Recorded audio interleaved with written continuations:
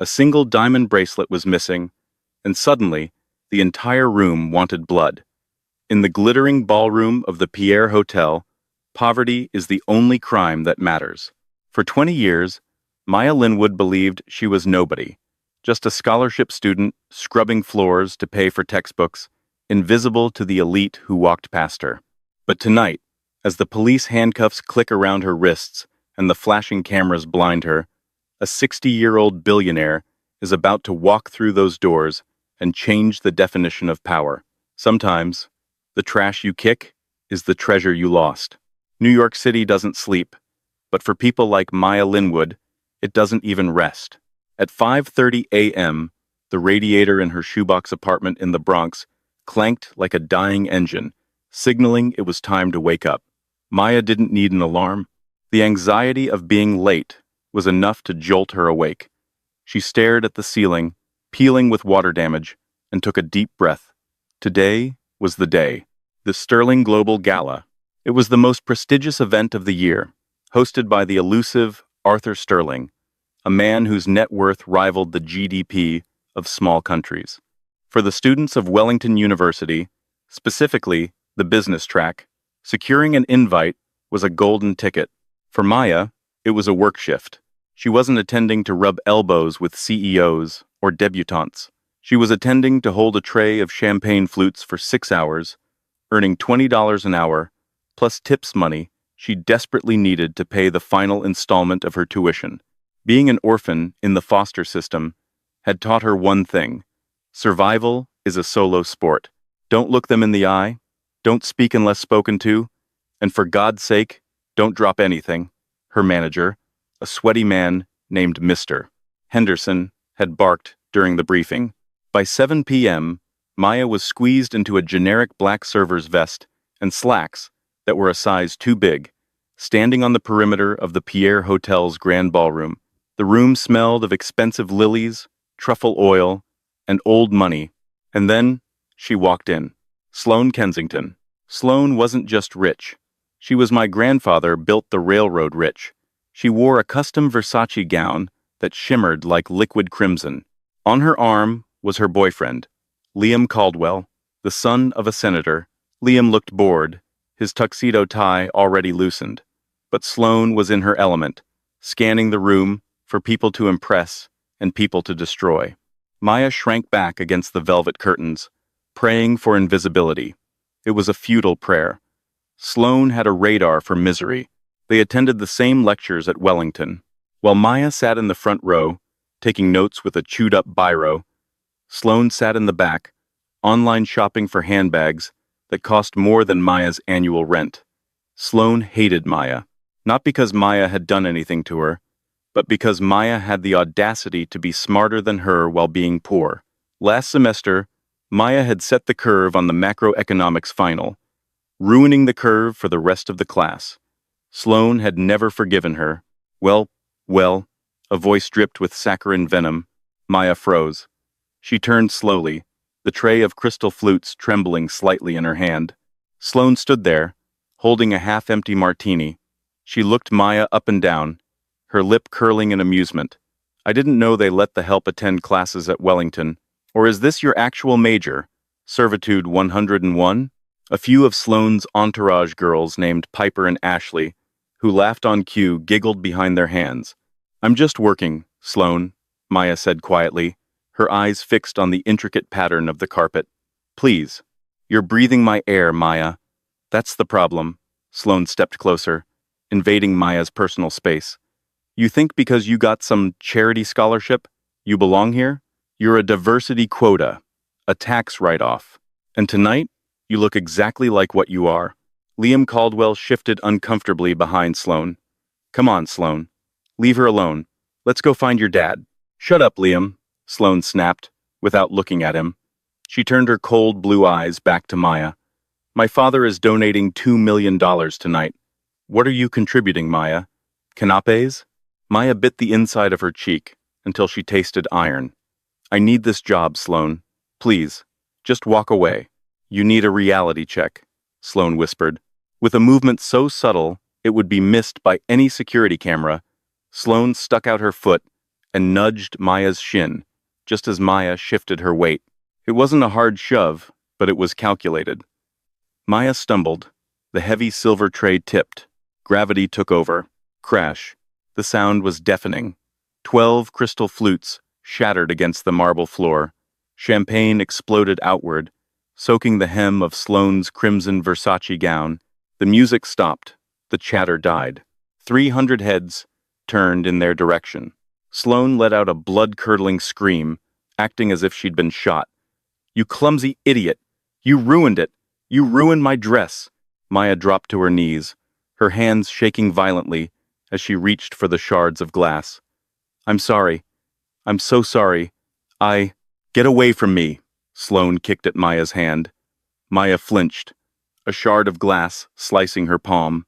Blood welled up, bright red against the white marble. Mr. Henderson, the manager, came running through the crowd, his face purple with rage. "What is the meaning of this? Linwood, she threw it at me." Sloane lied, her voice trembling with fake tears. She pointed a manicured finger at Maya. "I asked her for a water, and she threw the whole tray at me. She's been harassing me at school for months, because she's jealous."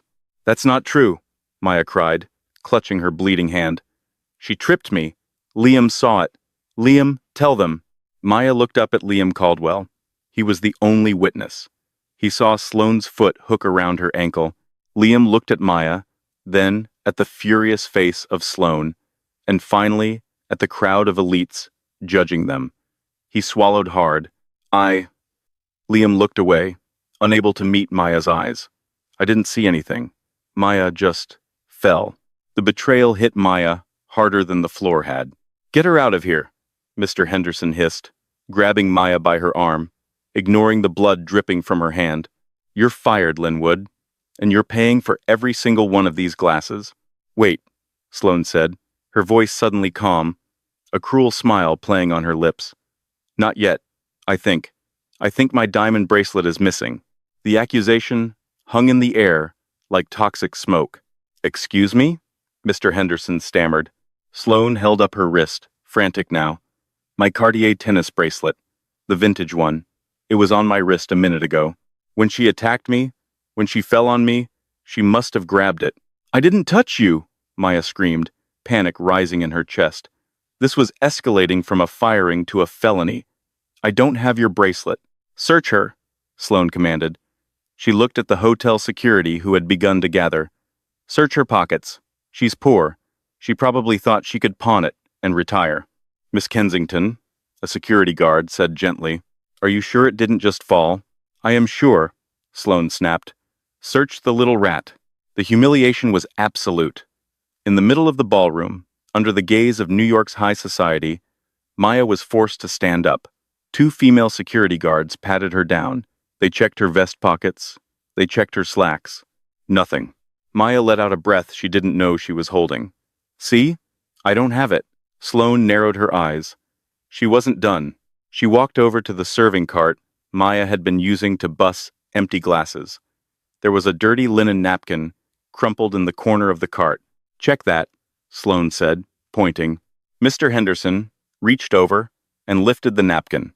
There, glittering under the chandelier lights, lay the diamond tennis bracelet. A collective gasp went through the room. Maya felt the blood drain from her face. No, that's impossible. I didn't put that there. She must have dropped it there when— "Liar!" Sloane shrieked. "You tried to hide it in the dirty laundry. You thief!" "I didn't." Maya was crying now, hot tears streaming down her face. "She's setting me up. Why won't anyone believe me?" "Because look at you," Sloane hissed, leaning in so only Maya could hear. "And look at me. Who would they ever believe?" Mr. Henderson looked apologetic, but resolute. He turned to the head of security. "Call the police. We can't have thieves at the Sterling Gala." "Please," Maya begged, looking around the room. "Please. I'm a scholarship student. If I get arrested, I lose everything. I lose my housing, my funding, my life. Please just check the cameras." "There are no cameras in this corner of the ballroom to protect guest privacy," the security guard said grimly. "Miss, you need to come with us." They pulled Maya toward the exit. The guests parted like the Red Sea, clutching their pearls and purses, looking at Maya with pure disgust. She was no longer a person to them. She was a disease. Just as the security guards were pushing the double doors open to drag Maya out to the lobby, where the NYPD was waiting, the main entrance swung open. A hush fell over the room, a silence so profound it felt heavy. Walking through the doors was a man who commanded the atmosphere of any room he entered. He was in his early 60s, with silver hair swept back, wearing a tuxedo that cost more than the average American home. He walked with a cane, not out of weakness, but with the elegance of a king wielding a scepter. It was Arthur Sterling, the billionaire host, the man everyone was here to please. He was flanked by his personal security and his head of legal, a sharp-looking woman named Victoria. Arthur stopped, noticing the commotion near the door.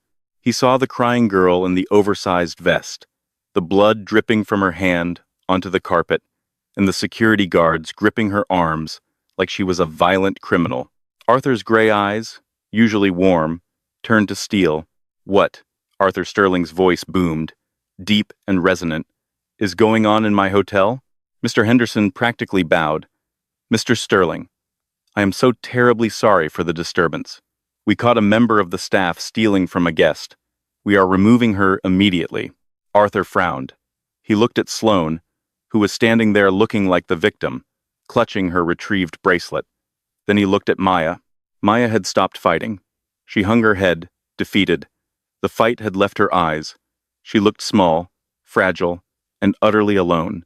Something in Arthur's chest tightened, a feeling he hadn't felt in 20 years, a ghost of a memory. "Stealing?" Arthur asked, walking slowly toward them. The crowd held its breath. "Yes, Mr. Sterling," Sloane piped up, stepping forward and flashing a charming smile. "I'm Sloane Kensington. My father is Robert Kensington. On your board? This girl stole my diamond bracelet. But don't worry, we found it. She's just a scholarship charity case who got greedy." Arthur ignored Sloane completely. He stepped right up to Maya. He looked at her tear-stained face. He looked at the blood on her hand. "Let her go," Arthur said softly to the guards. "Sir, she's a suspect," the guard started. "I said." Arthur raised his voice. "Take your hands off her." The guards released Maya immediately. She stumbled back, clutching her injured hand to her chest, looking up at the billionaire with terrified eyes. "What is your name, child?"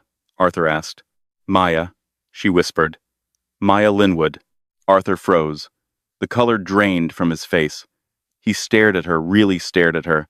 He looked at the shape of her eyes, the distinctive arch of her brow, and the way she held her chin even when she was terrified. Then, his eyes drifted to her neck. In the struggle, Maya's collar had been pulled askew, revealing a cheap silver chain. But hanging from that chain wasn't a cheap pendant. It was a small, tarnished locket, shaped like a hummingbird. Arthur Sterling's cane clattered to the floor. The sound echoed through the silent ballroom. The billionaire didn't seem to notice. He reached out a shaking hand, his fingers hovering inches from Maya's neck. "Where?" Arthur's voice cracked, sounding broken and vulnerable, a stark contrast to his power. "Where did you get that locket?" Maya flinched, confused. It was the only thing I had when I was found at the orphanage. It's mine." Sloane scoffed from the side. "She probably stole that too." "Silence," Arthur roared, spinning around with a fury that made Sloane jump back. He turned back to Maya, tears pooling in his eyes. He ignored the hundreds of people watching. He ignored the police walking through the door. "Open it," Arthur whispered. "Please." "Does it? Inside? Is there a picture of a willow tree?" Maya's eyes widened. She had never shown the inside of the locket to anyone. It was jammed shut, hard to open, and the photo was tiny and faded. "How?" Maya stammered. "How do you know that?" Arthur Sterling closed his eyes, a single tear escaping and tracking down his cheek. He dropped to his knees, the billionaire kneeling before the server so he could be eye level with her.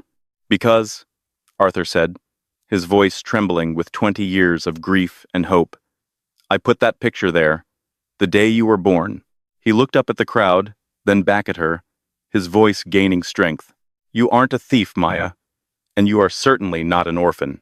He reached out and gently took her bleeding hand. "My name is Arthur Sterling, and you are my daughter, Aurora."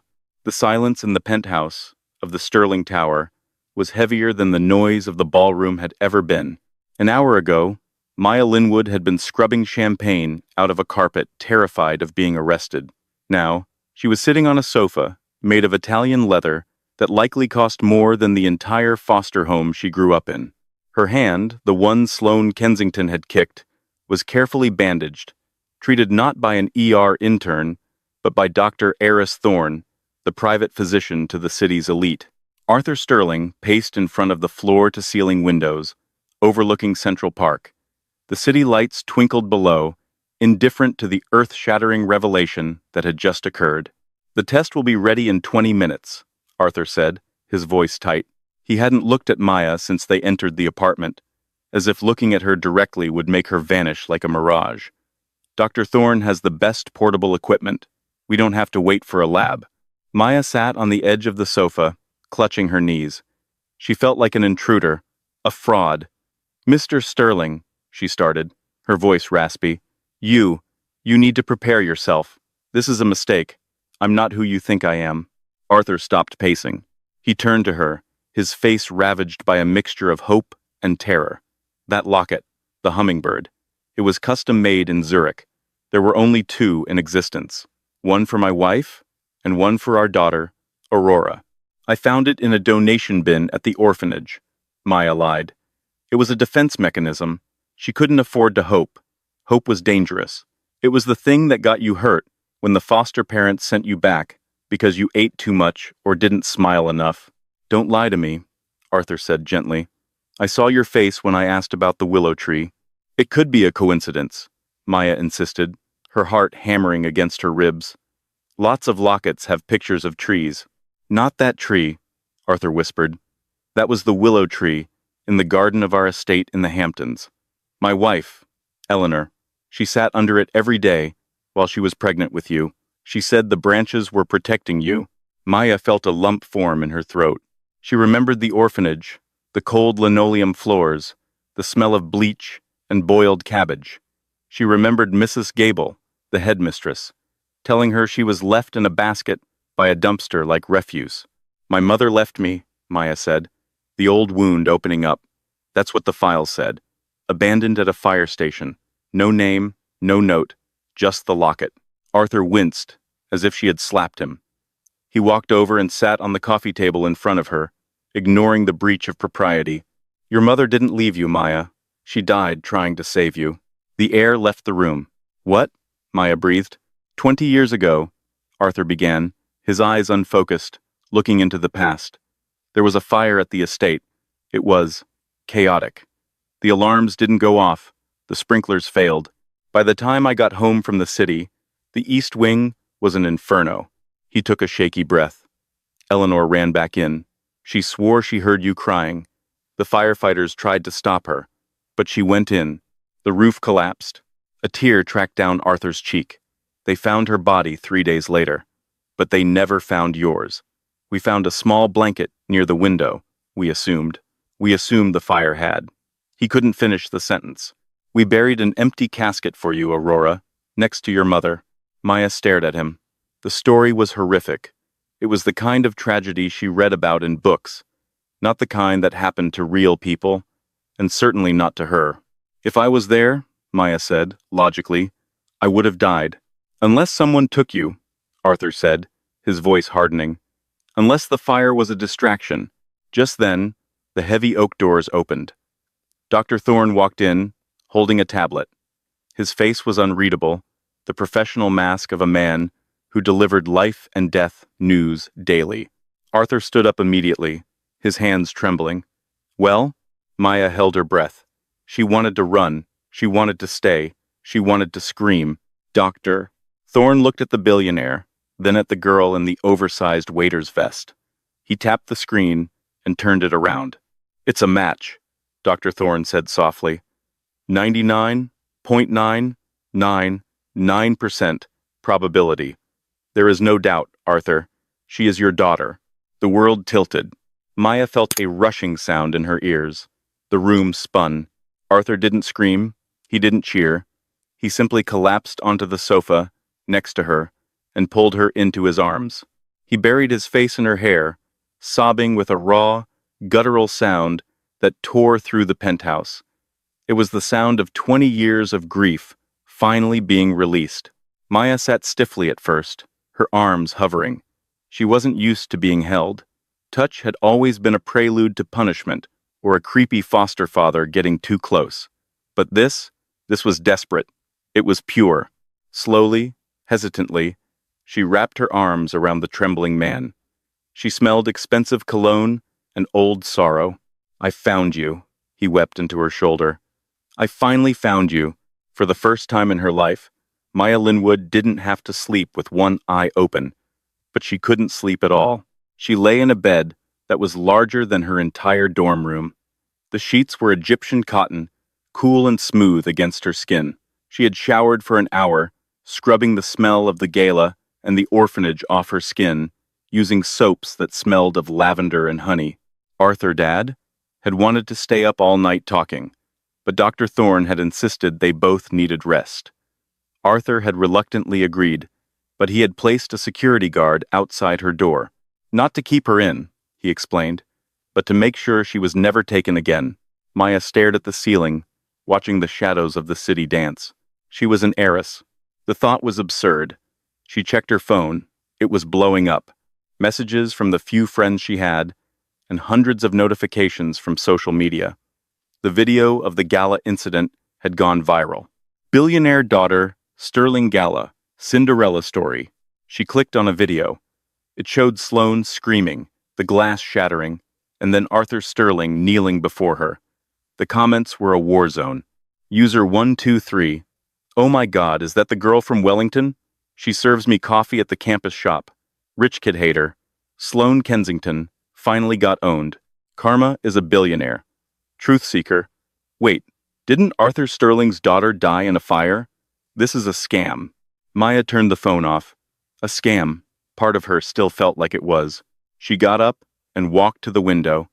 Her reflection stared back the same dark hair, the same pale skin, the same eyes she had always hated because they looked so sad. But now, she saw the resemblance. She had Arthur's chin.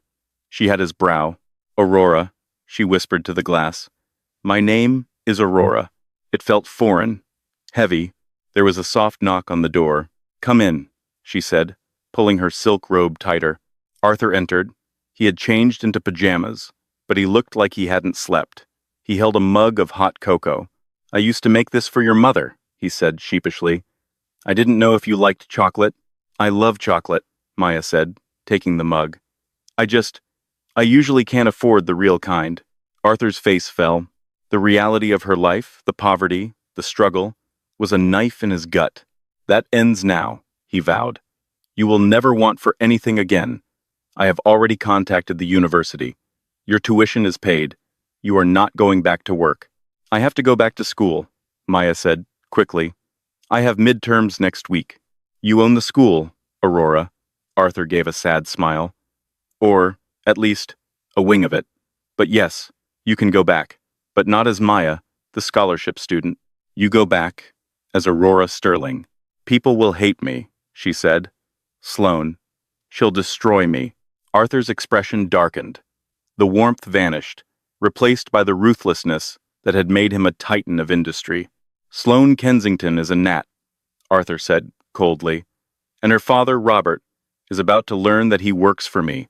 If they so much as look at you wrong, I will buy their family legacy and burn it to the ground." He walked over and placed a hand on her shoulder. "But first," Arthur said, "we have to find out the truth. The fire wasn't an accident, Aurora, and whoever took you, whoever kept you from me, they are still out there." Maya felt a chill that had nothing to do with the air conditioning. "Do you think they know I'm here?" "The whole world knows you're here," Arthur said, looking out at the city.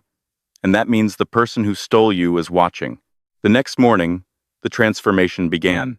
A team of stylists descended on the penthouse at 8 a.m. There were racks of clothes, Chanel, Dior, Prada. Maya felt like a doll being dressed up. She tried to protest, to reach for her old jeans, but Arthur gently steered her toward a structured navy blazer and tailored trousers. Armor, Arthur said. Today, you meet the board. You need armor. The Sterling Global headquarters was a monolith of glass and steel in Midtown. When the limousine pulled up, the paparazzi were already there. Flashes popped like gunfire. Arthur stepped out first, extending his hand to Maya. She took it, stepping out into the blinding light. She kept her head high, channeling every ounce of defiance she had learned on the streets. Don't let them see you bleed. They took the private elevator to the 50th floor. The boardroom was a cavernous space with a long mahogany table. 12 people sat around it, mostly older white men, with a few women scattered in between. At the head of the table, to the right of Arthur's empty chair, sat Robert Kensington, Sloane's father. He looked like an older, male version of Sloane, shark-like, polished, and currently sweating slightly. Arthur, Robert stood up, his smile not reaching his eyes. This is unexpected. We heard the rumors, of course, but surely— Sit down, Robert, Arthur commanded, taking his seat at the head. He gestured to the empty chair on his left. This is Aurora Sterling, my daughter, and as of this morning, the heir to the Sterling Trust. A murmur went through the room. Papers shuffled. Arthur, Robert said, his voice oily, we are all happy for you, truly, but this is a legal quagmire. The girl has been declared dead for 20 years. You can't just bring a waitress into the boardroom and hand her the keys to the kingdom. There are protocols. DNA verification by a court-appointed— Arthur slammed a file onto the table. The DNA is verified. The legal reinstatement of her status was filed at 9 a.m. She is my blood, which is more than I can say for some of the leeches in this room. Maya watched Robert carefully. He wasn't just skeptical, he was terrified. His hands were gripping the armrests of his chair, so hard his knuckles were white. Why? We are launching an internal investigation, Arthur announced, his voice echoing in the silent room. Into the fire at the Hamptons estate. Robert's eye twitched. Just a fraction. That was 20 years ago, Arthur. Another board member, a woman named Mrs. Vance, said gently. It was ruled an electrical fault. It was ruled an electrical fault because the security footage was lost, Arthur said. But I have hired a private forensic team to re-examine the old evidence, and we found something interesting in the archives of the security company. Arthur pressed a button on the console in front of him. A large screen descended. The footage from the night of the fire was deleted from the main servers, Arthur explained. But back then, we used tape backups for the gatehouse. Those tapes were thought to be destroyed. Grainy, black and white footage flickered onto the screen. It showed the front gates of the Sterling estate. Timestamp 2:03 a.m., the night of the fire. A car was leaving the estate. A dark sedan. It wasn't a fire truck. It wasn't police. The camera zoomed in on the driver. The face was obscured by shadow, but in the passenger seat, there was a woman. She was holding a bundle, a baby, and in the back seat, a man turned to look out the window. The image was blurry, pixelated by time and poor technology, but the silhouette was distinctive. The shape of the jaw, the way the hair was slicked back. Arthur paused the video. Does anyone recognize this car? Arthur asked, his voice dangerously low. It's a 1998 Jaguar, custom rims. Robert Kensington reached for his water glass. His hand shook, spilling a few drops on the mahogany. Robert? Arthur asked. Didn't you drive a Jaguar in the late 90s? I drove many cars, Arthur, Robert stammered. This is preposterous. You're implying I had something to do with the death of your wife?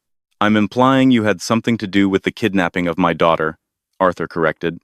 And if I prove it, Robert, I won't just fire you. I will hunt you.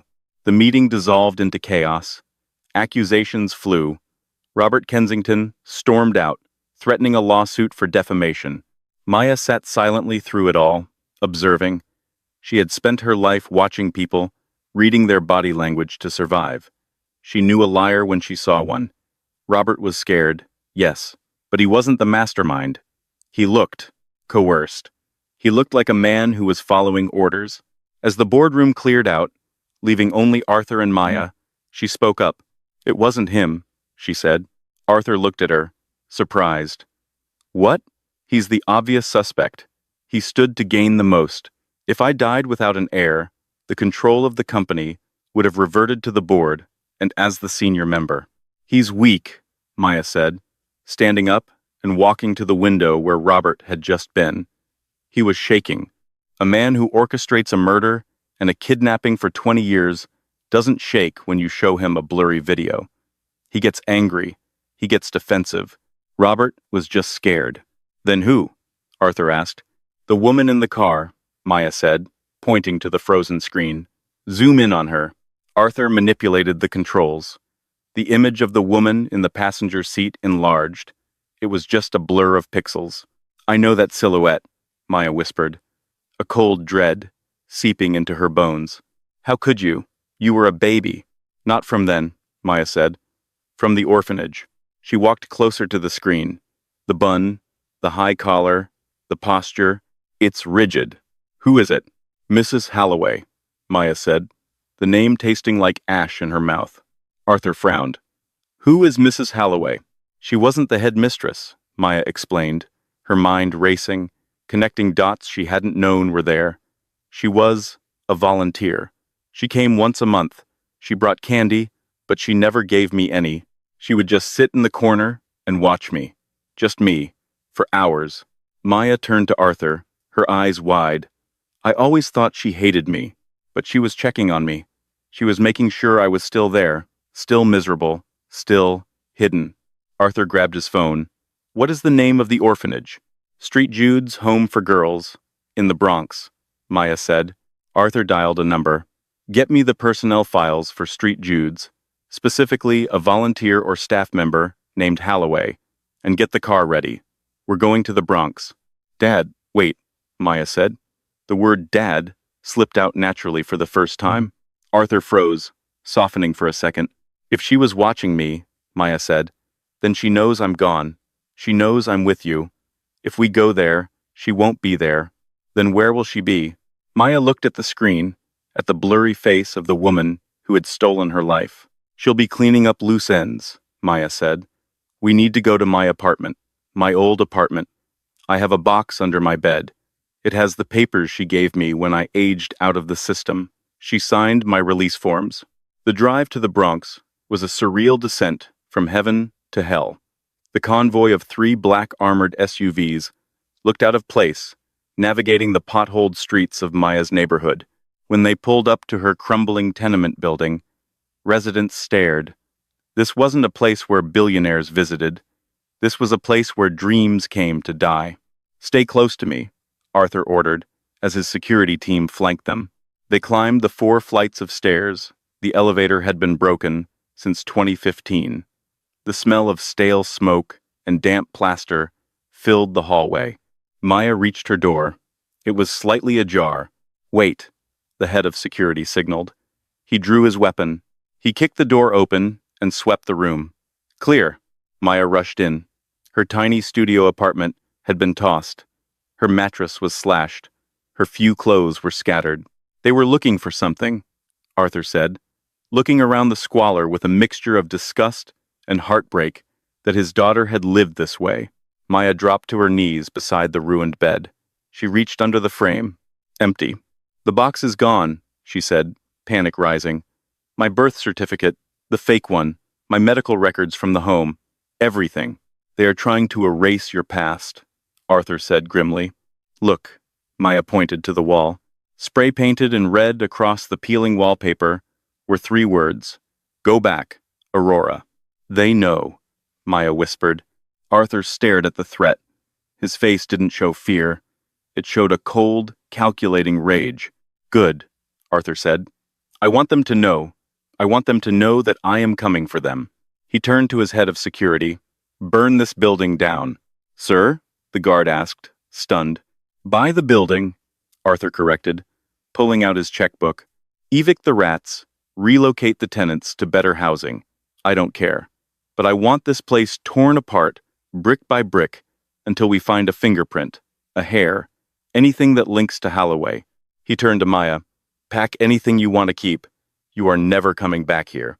Maya looked around the room. There was nothing she wanted. This place had been a prison. I'm ready, she said. As they walked out, Maya's phone buzzed. It was a text from an unknown number, however. Did you enjoy the reunion? Don't get too comfortable, princess. Daddy can't protect you from what's in your blood. Maya stared at the screen. What's in my blood? Arthur looked at the message over her shoulder. His face went pale.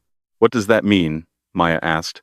Arthur looked away, unable to meet her eyes. There is. Something I didn't tell you about your mother, Aurora. What?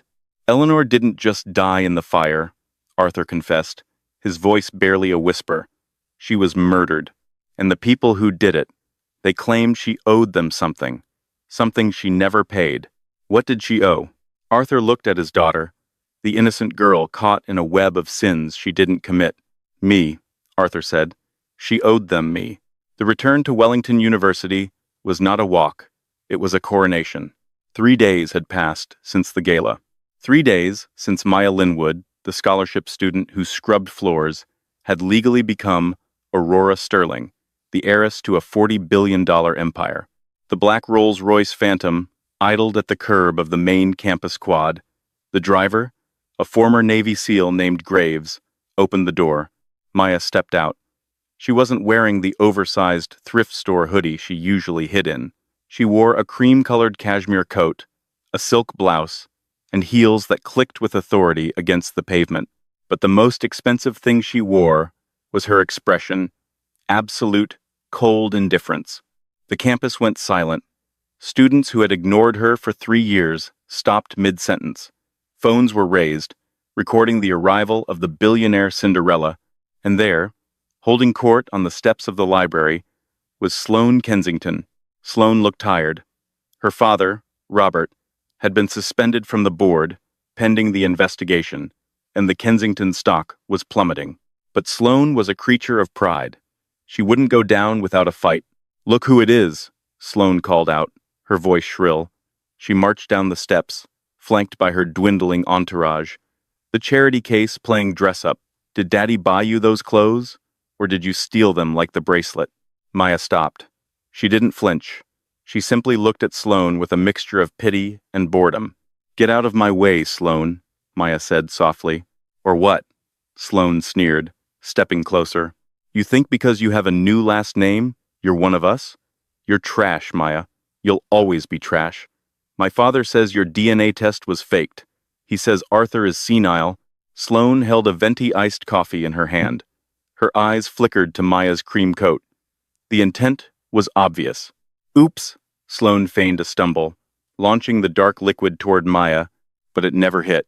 Graves, moving with terrifying speed, stepped in front of Maya. The coffee splashed harmlessly against his waterproof tactical jacket.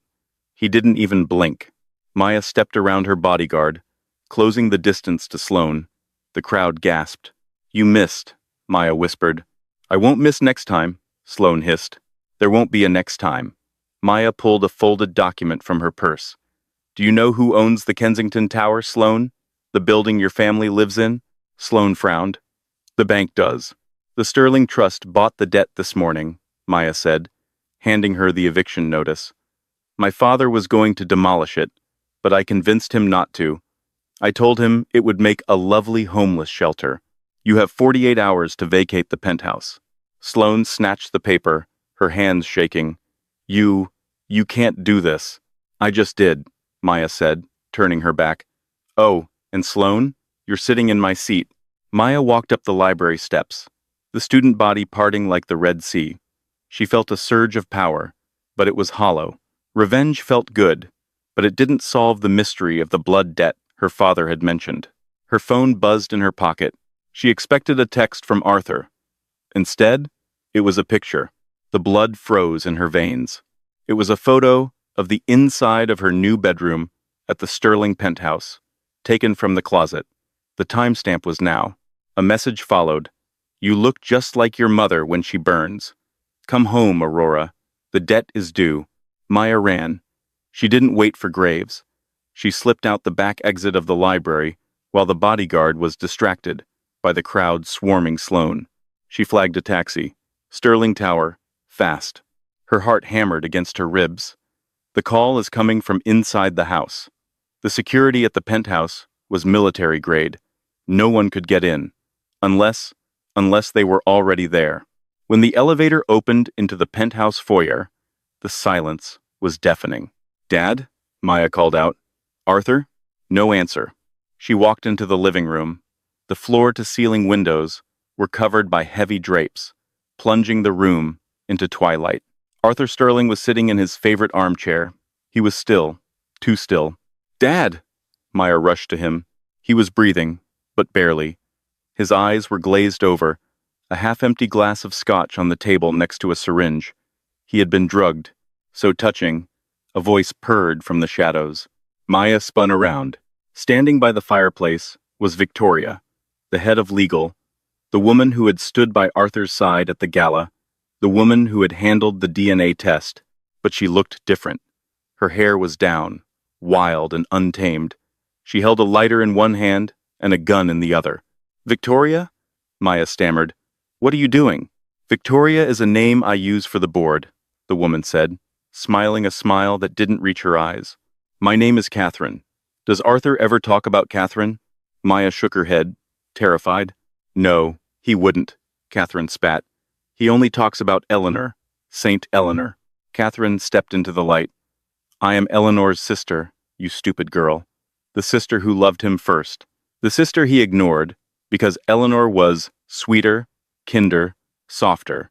I was the smart one. I built this company's legal defense while she sat in the garden painting willow trees. The pieces clicked into place. The blood debt, the Holloway alias at the orphanage. You," Maya whispered. "You started the fire. I wanted him to feel my pain," Catherine said, her voice trembling with madness. "I burned the house down to take away the thing he loved most. I thought if Eleanor was gone, he would finally see me. He would turn to me for comfort." She gestured with the gun. "But instead, he mourned. For 20 years, he ignored me, even as I ran his company, even as I kept his secrets. He built a shrine to a dead woman." Catherine's eyes locked onto Maya. "And then you showed up, the ghost. I should have killed you in the crib, but I couldn't. You looked so much like him, so I hid you. I put you in that orphanage to rot. I watched you suffer, and it fed me. But now he calls you daughter?" Catherine flicked the lighter open. The flame danced. "The debt must be paid, Aurora. He didn't pay it with Eleanor, so he will pay it with you." "You're insane," Maya said, backing up toward the balcony. "You won't get away with this." "I'm the executor of his will," Catherine laughed. "Arthur Sterling dies of a heart attack in his grief. His long-lost daughter dies in a tragic accident, a suicide, distraught over the pressure. I inherit everything.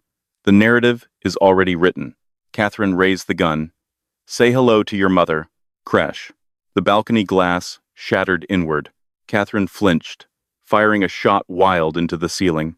A figure swung in from the terrace on a rappel line, smashing through the reinforced glass.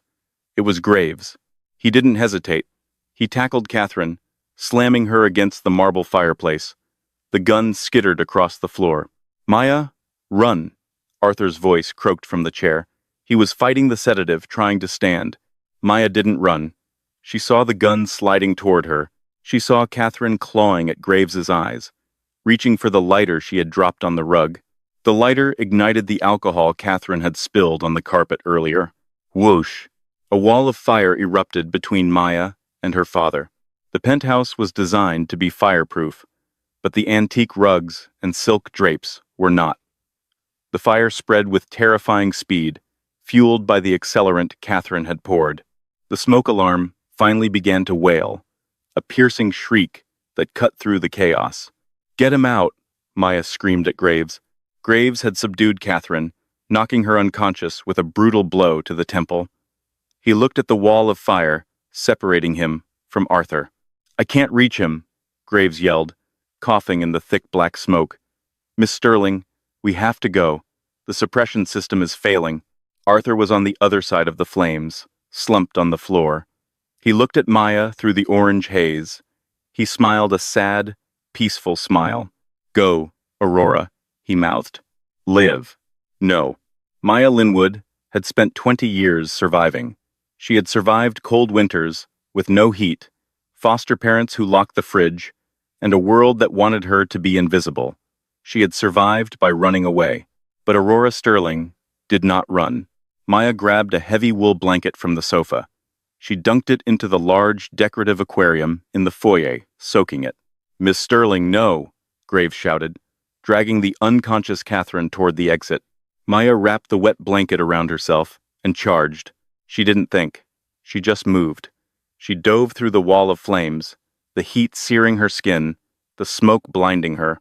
She landed on the other side, rolling to extinguish the sparks on the wool. She crawled to Arthur. Dad, she choked out, shaking him. Get up. We are leaving. Too heavy, Arthur murmured, his eyes closing. Save yourself. I am not an orphan, Maya screamed, her voice breaking. She grabbed him under the arms. I am not losing you again. Do you hear me? I am not letting go. Adrenaline, hysterical strength, or perhaps the sheer will of 20 years of loneliness, gave her the power. She dragged the man, one of the most powerful men in the world, now reduced to a helpless father, across the floor. The heat was unbearable. The ceiling panels began to melt and drip plastic like rain. They reached the balcony doors. They were jammed. Maya grabbed a heavy brass statue, a hideous modern art piece. Sloane had once mocked and smashed it against the glass. Once, twice. The pane shattered. Cold New York air rushed in, feeding the fire behind them. Maya dragged Arthur out onto the terrace, just as the living room was consumed in a flashover. Sirens wailed below. Firefighters were already breaching the door. Maya collapsed on the cold stone of the balcony, clutching her father's hand. He squeezed back. Weakly, but he squeezed. She looked up at the sky. The smoke was clearing. I got you, she whispered. I got you. 6 months later, the charred remains of the penthouse had been cleared away. In its place, Arthur Sterling had built a garden, a rooftop sanctuary high above the city. In the center, a young willow tree was planted. Maya sat on the bench beneath it, reading a file. She wore a simple business suit, her hair tied back. She looked older, sharper, but her eyes were no longer sad.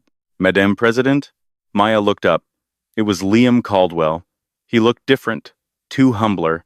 He was working as an intern in the mailroom of Sterling Global, a position Maya had graciously allowed him to keep after he testified against Sloane and her father.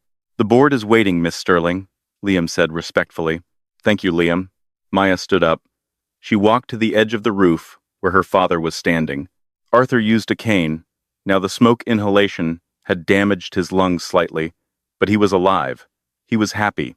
Catherine was in a maximum security psychiatric facility, deemed unfit for trial, but never to see the light of day again.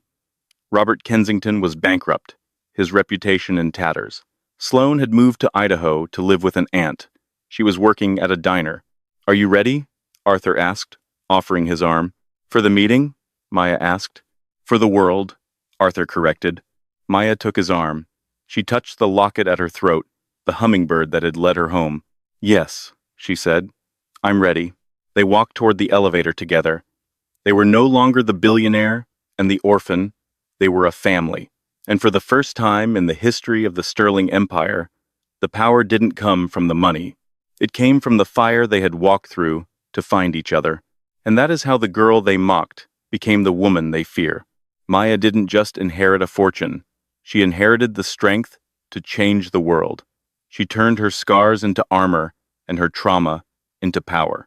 The moral of the story? Be careful who you step on today, because they might be the ones signing your paycheck tomorrow. True nobility isn't about bloodlines or bank accounts. It's about the courage to walk through the fire for the people you love. If this story gave you chills, hit that like button right now. Who was your favorite character, Maya, for her resilience, or Arthur for his love? Let me know in the comments below. And if you want more stories about karma, justice, and hidden identities, make sure to subscribe and ring that bell so you never miss a video. Thanks for watching, and see you in the next story.